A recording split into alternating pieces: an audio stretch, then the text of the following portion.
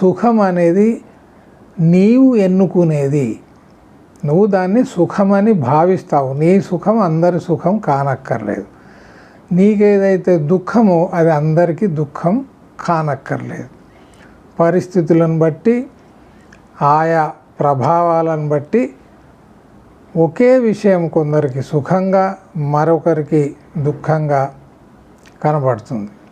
ఉదాహరణకు శాకాహారం తినేటువంటి వ్యక్తి, వాడి ముందు మనం మాంసాహారాన్ని పెట్టామనుకోండి, వాడు అసలు ఆ మాంసాన్ని చూస్తూనే వాంతి చేసుకుంటాడు.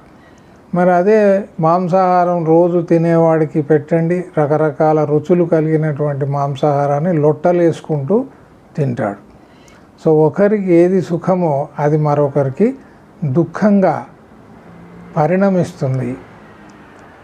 సుఖము దుఃఖం అనేటువంటివి నిర్దిష్టంగా లేవు.